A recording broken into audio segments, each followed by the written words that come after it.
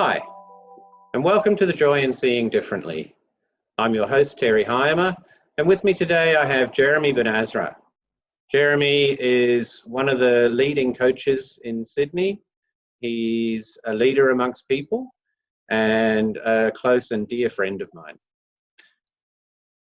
I know you reasonably well, Jeremie, but maybe for the people out there who don't know you, maybe you could introduce yourself a bit more. Yes, thank you for hosting me, and thank you for actually inviting me on your show.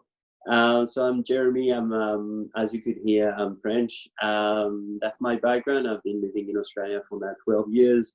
I've been doing coaching for now 15 years. I'm heavily passionate about people, an ongoing, enthusiastic and optimistic person, especially about humanity. And I'm deeply interested about what makes people happy and how do we pursue and work out our own happiness in order to keep enjoying what we do every day, and we'll actually make most of it and help ourselves to live a better life. It's kind of an interesting time because everyone in isolation because of the pandemic that is happening is actually sort of a desired to actually seek that solitude most of the time, where we are surrounded by people, overwhelmed by people, and sometimes our mind tricks us into seeking too much of that solitude moving forward, because we could be overwhelmed with the emotion that others could trigger for us.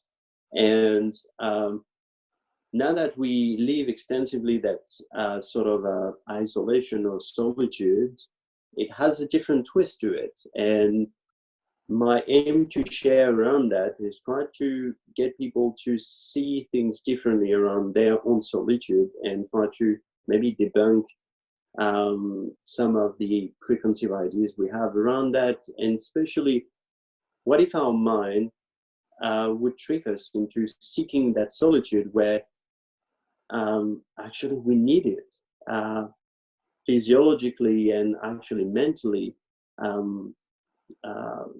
try to understand how we seek that connection with people. We know that connection is so important. There's a lot of proof behind loneliness being one of the worst illnesses that you can have. And I think you're right about the mind tricking you, because everything we're hearing talks about staying away from other people. And we can easily get tricked into thinking that everyone around us is dangerous. And then we're operating from a perspective of fear. And even though, as you said, it's so important to connect with people, we are doing less and less of it. Are there any kind of certain environments or places where this kind of thing can be described and seen in ways that our viewers might understand a little more? Yes. For example, one place that everyone could recognize themselves into seeking that solitude nowadays is when they execute that daily commute going to work. We could see more and more people using technology as a way to distract themselves from others they are surrounding ourselves. For example, in the bus or in the train, everyone is on their phone or, like me, with their headset, listening to music. Well, music convey a lot of emotion. Music is actually good for the mind and helps to trigger some emotions. It's sort of a controlled, and it's an environment in which we feel safer rather than tackling the unknown, to talk to a stranger, try to actually understand what everyone is doing in their commute, or where they're coming from. We could see people every day on the same scheduled bus or train and not necessarily talk with them or talk to them. We could have that interaction, and we science have shown that through different experiments that some people would actually be better off talking with each other. So they conducted a small experiment in America with where they asked people commuting with train. They asked them. They had different groups. One of the people tried to say, "Don't talk to anyone on the train." Other people tried to say, "Please make an effort just to talk to someone on the train, whatever it is." And some other people try to actually leave them the choice and try to understand at the end of the commute which choice they've made. And after the fact, they try to ask them with a basic survey, what would they withdraw from that interactions or no interactions, and try to understand how was their day in the result of that. And that experiment, for example, have shown that people who talk to a stranger on their commute in the train, actually, it triggered them sort of a mirroring effect, because they formulated with their brain something where they had to share where they were going or formulating how was their day or what would their day be. They would actually be better off and actually live their day completely differently. So the people who didn't talk to anyone, nothing really changed, and they actually interpret their day as they could see fit themselves, but it didn't change much. The other people who forced themselves to talk to people actually started to realize by speaking to someone else that someone was having a good day or a bad day, and they were asked the same question and they sort of had to answer. So they had to formulate that in their head and actually wrap their mind around what would their day be, what would they do, what they are doing, and they had a self-appreciation about themselves and others. It gave a point of reference, and in overall, they felt they had a better day just by talking to someone. We often miss the point about being able to share with someone else what it's like. And just sharing with ourselves, because we are talking to someone, and when we're talking to someone, we are talking to ourselves. So we could actually have that mirroring effect where we could see ourselves talking and try to understand and formulate something with different parts of our brain. What would that perspective be like? That's fascinating. I know one of the things I do quite regularly on public transport is to actually talk to whoever sits down next to me. So the bus I get on very early, so there's hardly anyone on it when I first get on, but at some point someone will come and sit next to me. And I'll just wish them a good morning. It's like, hi, good morning. And some people like, oh my God, someone's talking to me, and they actually get quite uncomfortable.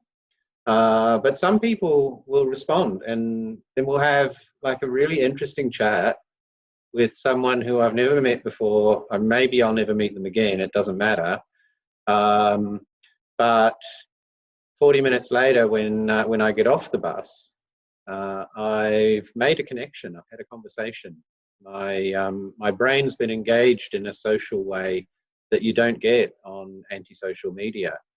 Or any of the other things that people are distracting themselves with from their devices. So if people out there are thinking, actually, you know what, I do spend a lot of time on my device when I'm on public transport, and maybe I am incorrectly seeking solitude at the moment because of all the fear that's happening with coronavirus, Do you have any tools or techniques that can help them, firstly, to identify that maybe they're having this issue, but also what can they do about it? The first thing I would say about that is actually having a different perspective of your own time and the time you spend yourself. We spend time queuing, we spend time waiting, we spend time the commute is merely for a lot of people and mostly all of us a time we would wish to actually reinvest differently. So we don't necessarily value that time in the way that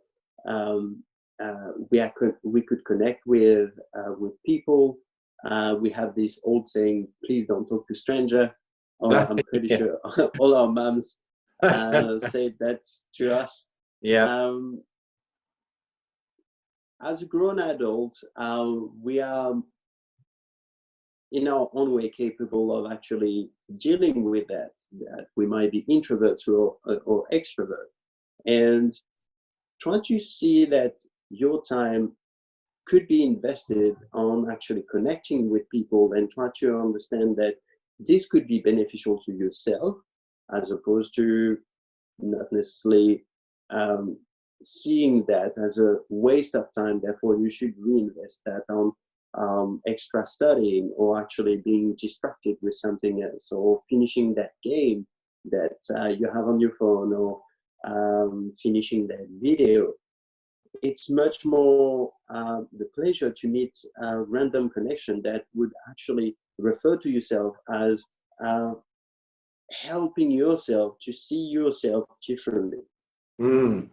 So investing that time in you to connect with someone else will actually help to benefit for yourself. Try to understand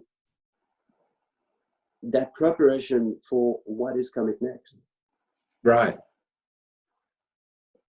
That's a beautiful point. I love the way you described it as we want to do something else with that time because we don't value the time. Even though, you know, time for me is traveling at 1 hour per hour, and I'm pretty sure it's the same for everyone else. That hour can be just as valuable if we think about it differently and actually start to think this hour is a valuable hour, just like every other hour in my day. And rather than repurposing it for something, because I think you mentioned also the standing in a queue, or you know, other things where we feel we're not doing something valuable. Maybe if we start to see that differently, then we might change the way that we value the people around us who are sharing that hour with us, even if they're only random people in a queue, or on a bus or train or something like that. That self-awareness isn't so easy, though. Do you have any particular way that can help people to sort of maintain an awareness of the time and how they're spending it? Yes, this comes from actually dealing with our own time differently. We feel we're running after time. Usually we hear the expression, "Oh, sorry, I didn't have time." Is that I didn't have time, or I didn't make time? Yeah. And it's handling that own responsibility we have with that. We all have 24 hours in a day, and we sleep less and less, which is not necessarily good health-wise. It's another topic, but Yeah. it's much more trying to understand that yes, our time is precious, and while we are actually waiting or doing something, we could use that out on our own advantage to actually feel better about it.